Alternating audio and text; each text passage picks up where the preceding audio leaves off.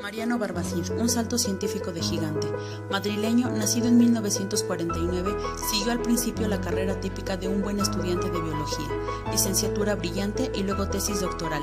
Inmediatamente después aceptó en 1974 una beca para investigar en el Instituto Nacional del Cáncer, en Bethesda, muy cerca de Washington. Allí nació lo que iba a ser una exitosa carrera investigadora que le tuvo fuera de España un cuarto de siglo, pero fue repatriado en 1998 gracias a una apuesta personal del entonces ministro de Sanidad, José Manuel Romay, quien le ofreció dirigir un centro de nueva creación con medios humanos y económicos competitivos para investigar las bases moleculares del cáncer. Hoy, el Centro Nacional de Investigaciones Oncológicas se ha convertido en uno de los 10 centros mundiales más activos en la lucha contra todo tipo de tumores.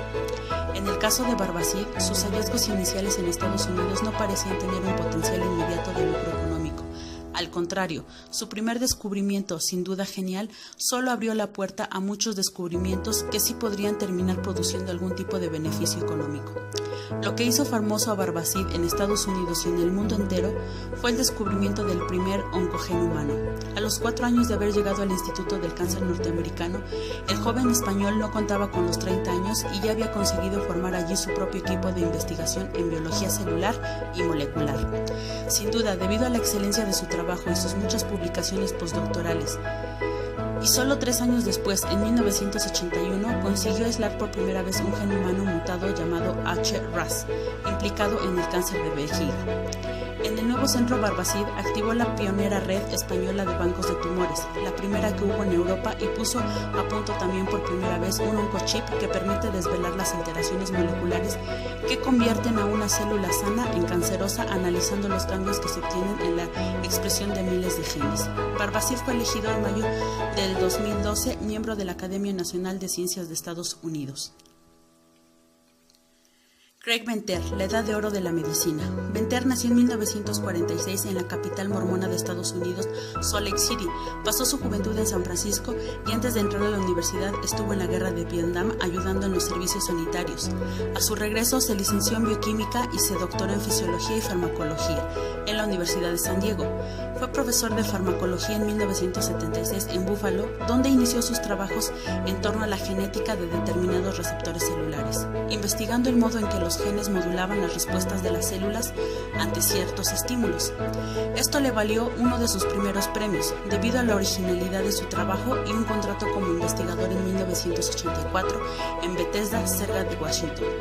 Al cabo de unos años, Venter era ya uno de los mayores expertos mundiales en el estudio precisamente de esos genes que modulaban en las células la producción de enzimas relacionadas con la síntesis de los neurotransmisores y los receptores.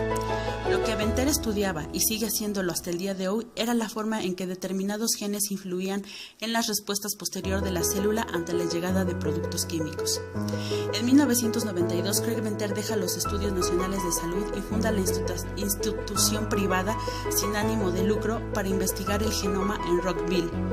Venter bautizó su bacteria con el nombre de Mycoplasma laboratorium. En realidad, la célula en sí era natural, lo único artificial era el genoma, por así decirlo, el cerebro genético, el conjunto que había sido diseñado y fabricado en el laboratorio. Y así la bacteria obedecía las órdenes que llevaban programadas sus genes artificiales, lo que abre la puerta a la obtención de líneas de microorganismos cuyos genes pudieran ordenarles la fabricación de casi cualquier cosa. Es posible que este descubrimiento haya pasado desapercibido para el gran público que el del genoma humano, pero su trascendencia práctica es muy superior. Si la secuenciación del genoma posibilitó un mejor conocimiento de los genes de cada individuo, aun con sus imperfecciones y lagunas, las posibilidades de reducir genomas de bacterias o de virus, existen millones de distintos de estos microbios, para hacerles fabricar casi cualquier producto de interés médico, energético o ambiental. Supone una esperanza real que quizás se cumpla a corto plazo. En 2012 ya había identificado más de 6 millones de genes nuevos, que se unen a los 4 millones que se conocían hace unos años.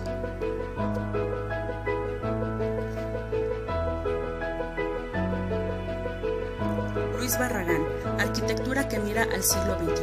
Luis Ramiro Barragán Morfín nació en Jalisco el 9 de marzo de 1902. Sus primeros recuerdos son las paredes encaladas o vívidamente coloreadas de ranchos y haciendas y los muros herméticos y los solitarios patios de claustros de los conventos coloniales. Su obra, poco numerosa pero selecta, se concentró en la vivienda privada y en los jardines con el deseo explícito de buscar que las casas fueran jardines y los jardines fueran casas. Barragán es arquitecto del silencio y la intimidad, de jardines recónditos y de casas que invitan al recogimiento interior. Su arquitectura personal y universal, tradicional y nueva, es un refinado canto a la quietud en medio de las estridencias contemporáneas. La arquitectura de Luis Barragán se muestra abstracta y apasionada al mismo tiempo, pues reclama tanto la reducción y la austeridad formal como esa alegría sosegada y serena que se necesita ser disfrutada en la soledad. Su obra se desarrolló apartada de modas efímeras y fue poco valorada en su momento por la crítica internacional al desarrollarse al margen de los circuitos mediáticos. En 1936, Luis Barragán se traslada a la Ciudad de México después de haber realizado su segundo viaje a Europa, en el que conoció personalmente a Le Corbusier. Esta influencia purista o racionalista se hace patente en las casas de la colonia Cuauhtémoc y en otros edificios levantados por estos años. Pero pronto descubrió Barragán su propio camino y a partir de los años 40 se adentra a la creación del lenguaje personal que cautivaría pacientemente en las 4 décadas siguientes. La obra de Luis Barragán hoy es conocida en todo el mundo, pero fue poco valorada en su momento por la crítica internacional. El reconocimiento mundial lo alcanzó tardíamente, pues en 1976, al final de su carrera, se realizó una exposición conmemorativa de su trabajo en el Museo de Arte Moderno de Nueva York. 4 años más tarde, el 3 de junio de 1980, Barragán recibió el premio Pritzker, que el propio arquitecto, en su discurso de aceptación, entendió como un reconocimiento a la universalidad de la cultura mexicana, a la que pertenece Luis Barragán. Falleció el 22 de noviembre de 1988. Enrique Olvera, gastronomía, otro modo de comer. Es posible que cuando abrió Pujol su primer restaurante, Enrique Olvera no supiera lo que iba a suceder en torno al pequeño comedor del distrito de Polanco, en el que acababa de volcar todas las ilusiones que es capaz de reunir un joven cocinero recién cumplidos los 24 años. Era el año 2000 y todo lo que podía decirse de aquel Pujol era que se concretaba el nacimiento de un restaurante diferente. En un mundo que avanzaba dividido entre las carencias por las cocinas populares del país y una absurda deuda con la llamada cocina internacional. Algo debía tener ya entonces, porque sin haber terminado su formación ya recogía distinciones como la Medalla de Oro de la Société Philanthropique en Nueva York, el M.K. Fisher Award y el Jacob Rosenthal Leadership Award. En el año del 2013 todo se encumbraba a este cocinero como el profesional que cambió la imagen de la cocina mexicana, para acabar llevándola a lo más alto del escalafón gastronómico. Su trabajo ha sido determinante en la transformación operada en los últimos 5 años en el nivel, el papel y la consideración de la alta cocina mexicana. Llegados a este punto, México ya tiene protagonistas, nombres y apellidos suficientes para justificar el lugar que ocupa el panorama culinario.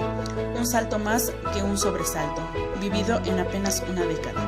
La cocina florece en México de nuestros días, enfrentándose a cualquier idea preconcebida, pero sin abandonar sus raíces gracias al trabajo de profesionales como Enrique Olvera, capaces de convertir Pujol en un referente en el que todo se da la mano.